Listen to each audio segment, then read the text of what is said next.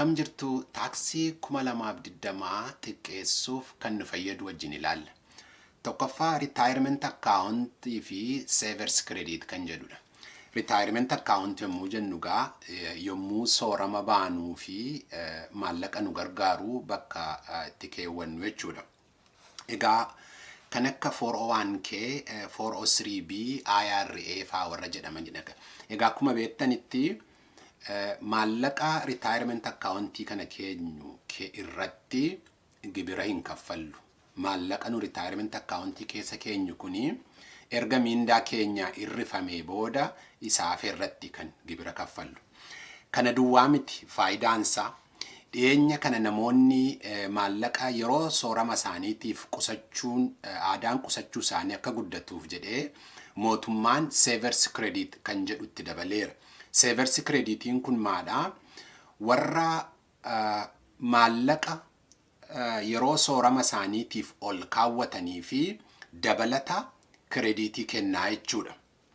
Egaa kuni fakkeenyaa fi namoonni single tax filers yookaan immoo abbaa manaa yookaan haadha manaa hin qabne kan qobaa isaanii taaksii faayilii godhanii galiin isaanii 32,500 gadi yoo ta'e gatii yeroo sooramaaf qusatanii fi dabalata mootummaan maallaqa kennaaf jechuudha. Warra immoo haadha manaaf abbaa manaa ta'anii wajjin faayilii godhanii galiin isaanii 65,000 gadi ta'ee fi akkasuma dabalata gatii isaan yeroo sooramaaf qusataniif jedhee mootummaan maallaqa kennaa jechuudha. Egaa kuni maali? Faayidaan isaa lama. Isaan oliyyuudha. Tokkoffaa yommuu hojjechuu dadhabnu of kan nu gargaaru maallaqa ol keewwanna, gatii ol keewwanneef immoo mootummaan dabalata maallaqa nuuf kennaa jechuudha. Egaa namoonni warri miindeffamanii hojjetanii karaa hojii isaanii maallaqni kuni irraa muramee ol isaaniif ta'a. Warri immoo hojii dhuunfaa hojjetu namoonni baay'een yeroo sooramaaf jedhanii maallaqa ol kaawwatan baay'een isaanii hin qaban. Kanaafuu nami hundumtuu warri karaa hojii yeroo sooramaaf maallaqa ol kaawwatan illee dabalatee IRA yookaan immoo individual retirement account kan jedhu local bank isaanii deemanii banachuu danda'u. IRA kanatti nami tokko waggaatti hanga $6,000 ol kaawwachuu danda'a. Yommuu hanga $6,000 ol kaawwannu akkaawuntii kana bannee $6,000 sana erga irraa hir'isee irra mindaa keenya irraa hir'ifnee booda kanuun gibira kaffallu jechuudha. Egaa abbaa manaa fi haati manaa umuriin isaanii 50 gadi yoo ta'e amma $12,000tti ol kaawwachuu danda'u waggaatti IRA akkaawuntii kana keessa. Egaa akkuma jedhee local baankii keessanitti hidhattanii IRA kana banachuu ni dandeessu. $12,000 amma $12,000tti ol keewwachuu dandeessu waggaatti. Egaa akkuma keewwattaniin yommuu taaksii keessan hojjechiifattan dookumentii isaa sana fudhattanii hidhattanii hanga $12,000tti galii keessanirraa erga hirrifamee booda isaaf irratti gibira kaffaltu. Kana duwwaa miti. Gatii isa ol kaawwattaniif immoo akkuma isiniin jedhe ulaagaa silaa ani jedhe sana yoo guuttani savers credit isa jedhus immoo dabalata argattu jechuudha. Yoo immoo umuriin keessan 50 olii ta'e abbaan manaa fi haati manaa tokkoon isaanii haga 7,700tti ol kaawwachuu danda'u jechuudha IRA kana keessa. Inni lammeeffaani long term capital gain zero tax rate ka jedhudha.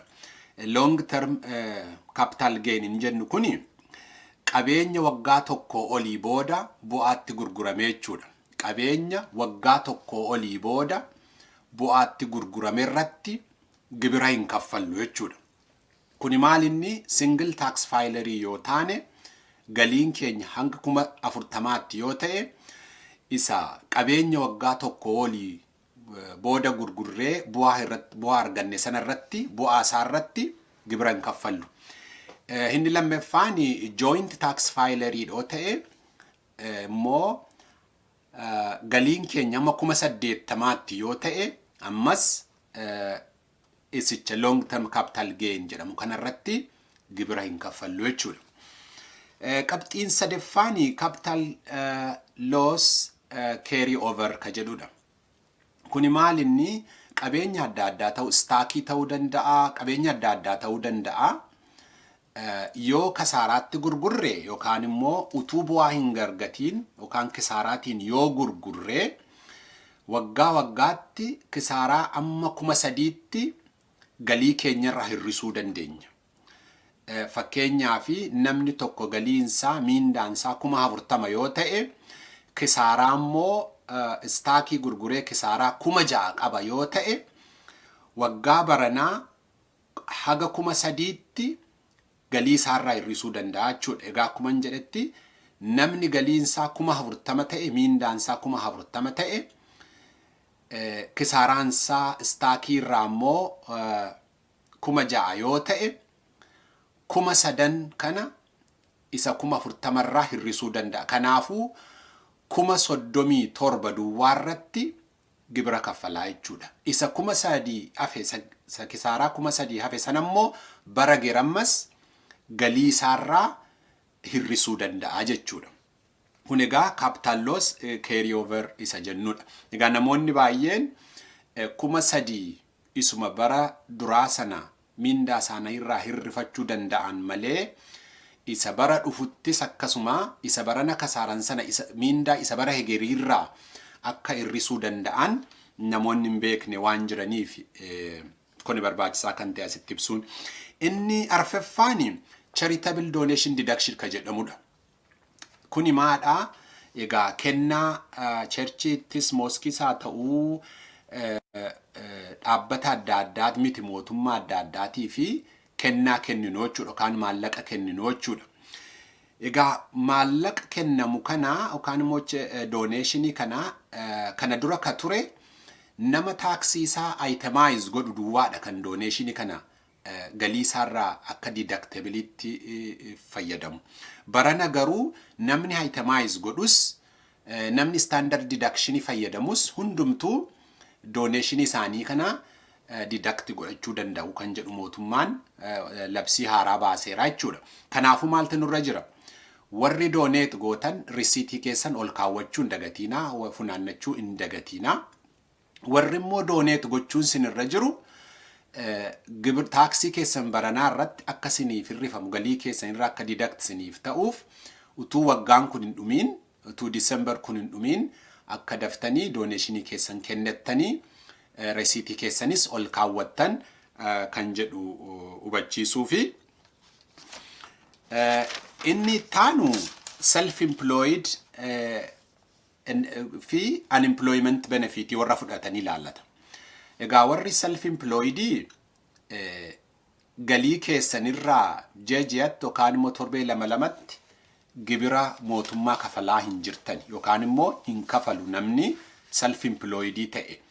Akka isa namni warri miindeffamee hojjetu every other week yookaan immoo torbee 2-2tti waa paycheckiin kennamu gibirri mootummaa irraa hirrifameeti ka kennamu. Warri self-employed garuu kana hin godhan. Maal ta'uu waggaa guutuu gibira utuu hin kafaliin turanii yommuu taaksii isaanii hojjechiifatanii $1,000 baay'ee ka ta'u taaksii mootummaadhaaf akka kafalan ta'a. Kanagaa akka hin taane gochuufi ammuma kana utuu taaksii keessan hojjechiisuu hin ga'iin yookaan utuu waggaan hin dhumiin tilmaamaan barreen gaddaa gibira federaalaa ammamtinarra ture kan isteetii hammamtinarra ture jedhaati tilmaamaati duraan dursaati kafalaa. Yoo kana gootan adabbii adda addaa fi baasii hin barbaachifne adda addaarraa of qusachuu dandeessu jechuudha. Warri immoo unemployment benefit fudhattani unemployment benefit argataa jirtani warri gibira mootummaa irraa kafalaa jirtani inni gaariidha. Warri immoo hin kafallee booda isinis immoo akkasuma adabbii fi baasii dabalataa keessa akka hin galle isinis immoo estimated tax godhaati kafalaa ka jedhudha. Inni ja'effaani 529 plan ka jedhamudha. 529 plan kuni maalinni daa'ima keenyaaf kun immoo ijoollee keenyaa fi kolleejjiidhaaf akka fayyadamaniif maallaqa ol kaa'amu jechuudha. Yoo 529 pilaanii kana banattanii kan ijoolleen keessan yommuu kolleejjii galanii fayyadamanidha maallaqni kun. Yoo kana godhattani maallaqni kunis akkasuma galii keessanirraa hirrifamee erga hirrifamee kan gibira kaffaltan. Kanaafuu fakkeenyaaf Meeriilaandiitti nami daa'ima tokko qabu haga 2,500tti yoo 529 kana keessa mucaa isaatiif kaa'e doolara 2,500 kana erga galii isaarraa hirrisee booda kan inni gibira kaffalu. Nami daa'ima 2 qabu 5,000 mindaa isaarraa erga hirrisee booda yookaan galii isaarraa erga hirrisee booda gibira kaffalaa jechuudha. Kun egaa faayidaan isaa lama: tokkoffaa daa'ima keenyaaf maallaqa ol kaa'u, lammaffaa immoo gibira keenya hirrisaa jechuudha. Inni dhumaa PP looniidha. PP loonii gaa akka jedhametti seera isaa hordofnee yoo hin fayyadamne liqii ta'a waan ta'eef risiitii maallaqa kana akkamitti akka fayyadamne kan agarsiisu ol kaawwachuu hin dagatiinaan jedha. Egaa raaf qabadhee kanan dhufe kana fakkaata. Kana odeeffannoo kana yoo jaallattan Best One Financial laayikii fi sabskraayibii gochuun dagatiinaa nagaan ta'a.